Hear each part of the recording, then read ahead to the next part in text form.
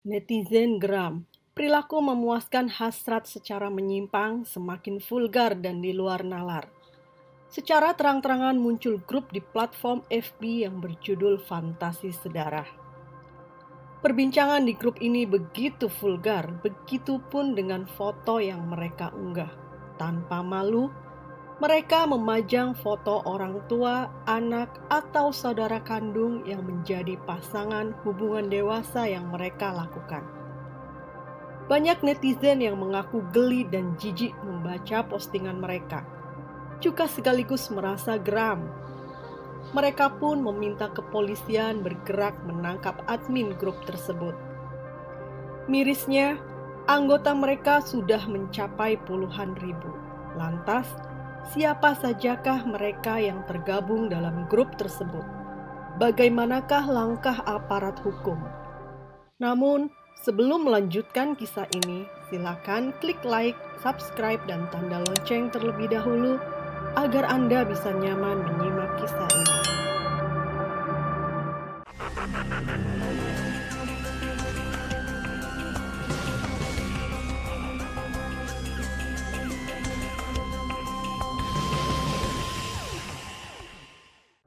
Kehebohan tentang perilaku hubungan dewasa yang menyimpang di Indonesia seolah tak ada habisnya.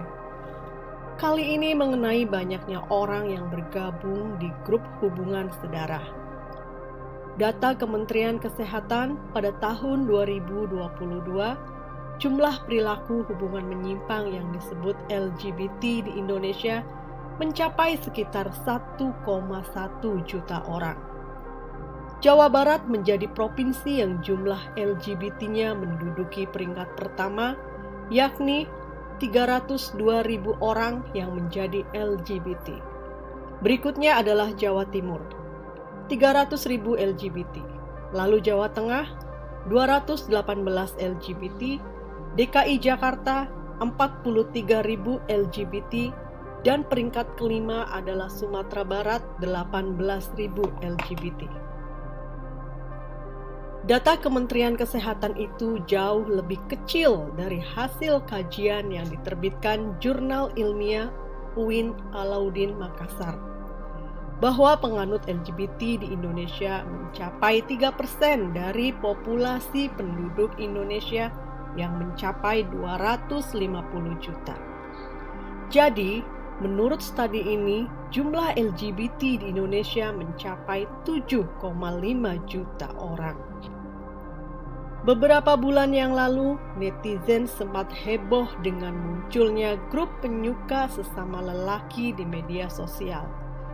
Namun, karena tidak begitu viral, perbincangan itu menguap begitu saja.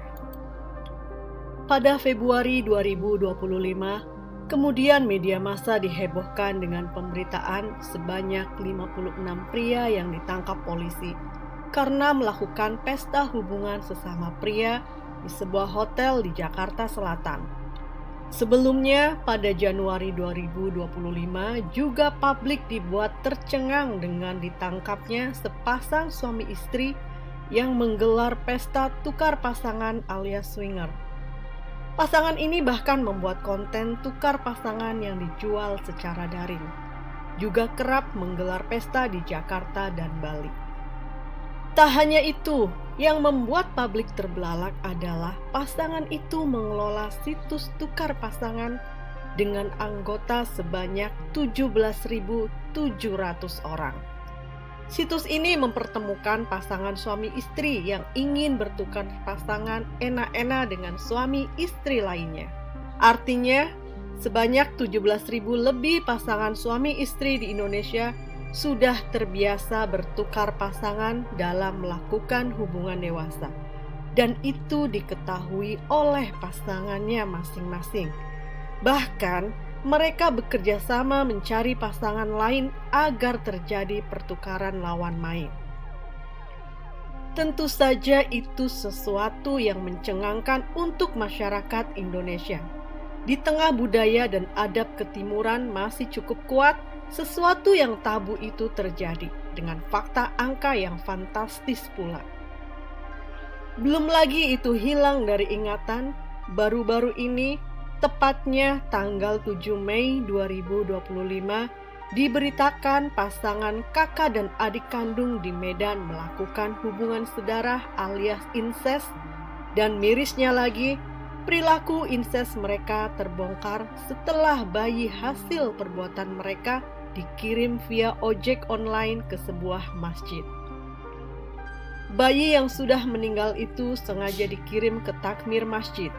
Adik kakak bernama Reynaldi 25 tahun dan Najma 21 tahun berharap dengan dikirimkan ke takmir masjid, bayinya bisa dikuburkan karena lokasi masjid berdekatan dengan kuburan.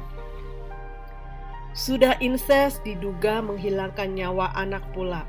Kini mereka ditangkap polisi dan dijerat dengan pasal 80 ayat 1 Undang-Undang Nomor 35 Tahun 2014 tentang Perlindungan Anak.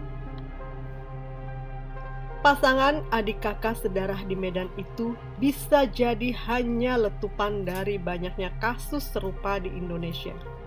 Buktinya, kini heboh ada grup di FB yang berjudul Fantasi Sedarah. Grup ini berisi mengenai cerita para anggota tentang praktik hubungan sedarah yang mereka lakukan.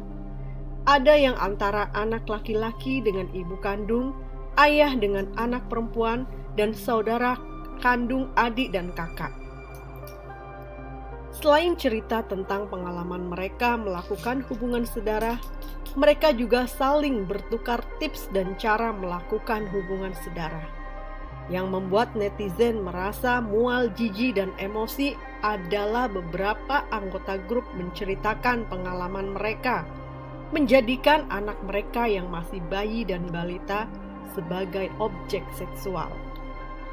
Salah satunya dapat dilihat melalui postingan yang diunggah oleh akun bernama Rike JR pada tanggal 13 Mei 2025 tentang persyaratannya sebagai seorang ayah yang mengaku memiliki fantasi terhadap anak perempuannya sendiri yang berusia 2 tahun. Dalam postingan tersebut, ia menggambarkan secara detail penampilan anaknya dan menyatakan keinginannya untuk bermain dalam tanda kutip dengannya ketika anak tersebut berusia 4 atau 5 tahun. Bahkan menyebutkan bahwa ia harus sabar menunggu hingga saat itu tiba. Kontan saja postingan itu riuh ditanggapi netizen. Ada yang merasa mual, jijik, emosi, hingga geram. Benar-benar di luar nalar. Kok tega ada orang tua seasusila begitu? Karena itulah netizen menilai bahwa grup tersebut bisa menjadi sarang para predator anak. Ada beberapa akun di grup tersebut yang menceritakan kisahnya menjadikan sang anak sebagai objek seksual. Grup ini beranggotakan sekitar 32.000 orang. Sungguh angka yang fantastis. Setelah grup ini ramai diperbincangkan dan viral di sosial media, tiba-tiba grup ini menghilang. Netizen pun kemudian menelusuri kemana hilangnya grup fantasi sedarah ini. Ternyata grup itu berganti nama menjadi grup suka duka. Anehnya, setelah grup itu berganti nama, anggotanya malah bertambah menjadi sekitar 40.000. Netizen yang geram melihat kelakuan mereka pun meminta agar kepolisian mengusut grup itu dan menangkap sang admin. Para ibu, tolong dicek anaknya masing-masing. Keselnya ampun, pengen samperin satu-satu, ujar akun Wife of Hades di tweet. Ini laporin polisi please, ungkap Salena Basuki juga di tweet. Selain grup fantasi sedarah, di FB juga ditemukan grup sejenis yang anggotanya tak kalah banyak. Grup cerita sedarah memiliki 60 anggota, dan grup cerita panas sedarah memiliki 5,7 ribu anggota. Kedua grup ini berisi tentang fiksi mengenai hubungan sedarah. Hebohnya grup fantasi sedarah dan grup sejenis di dunia maya membuat Wakil Ketua Komisi 3 DPR Ahmad Sahroni turut berkomentar. Ia meminta Polri dan Kementerian Komunikasi dan Digital (Komdigi) untuk segera menindak grup tersebut. Sahroni meminta para pelaku incest ini tidak diberi ruang di media sosial maupun di kehidupan sehari-hari. Ketua PBNU Ahmad Fahrur Rozi turut mengecam grup FB tersebut. Dia meminta akun itu diusut dan pelakunya ditindak tegas. Kementerian Pemberdayaan Perempuan dan Perlindungan Anak (Kemen PPPA) mengecam keberadaan grup FB Fantasi Sedara. Kemen PPPA mengaku telah berkoordinasi dengan Direktorat Tindak Pidana Perempuan dan Anak serta Tindak Pidana Perdagangan Orang Polri untuk mengusut tuntas kasus ini. Menanggapi hal itu, melalui akun resmi X, Polri memberikan pernyataan. Selamat pagi Sobat Polri, terima kasih atas informasinya. Kami akan melakukan pendalaman dan penyelidikan terhadap akun tersebut. Jika ada informasi lain yang perlu kami tindak lanjuti, silakan hubungi kami melalui patrolisiber.id atau call center 110. Begitu unggahannya dalam akun X @divhumas_Polri.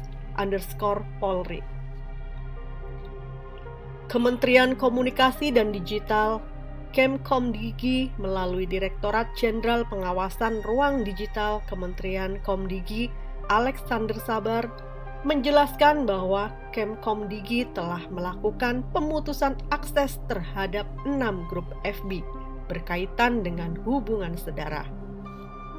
Kami langsung berkoordinasi dengan Meta sebagai induk FB untuk melakukan pemblokiran atas grup komunitas tersebut. Grup ini tergolong pada penyebaran paham yang bertentangan dengan norma yang berlaku di masyarakat. Begitu penjelasan Alexander. Memang kini beberapa grup tentang hubungan sedara sudah menghilang dari FB. Namun, beberapa grup mengenai hubungan menyimpang masih bertengger. Sebut saja grup mengenai tukar pasangan, grup sesama lelaki, dan grup sesama perempuan. Akankah grup-grup itu diblokir tanpa menunggu viral di dunia maya terlebih dahulu? Bagaimanakah fungsi kontrol dan pencegahan dari pemerintah dalam melindungi moral bangsa?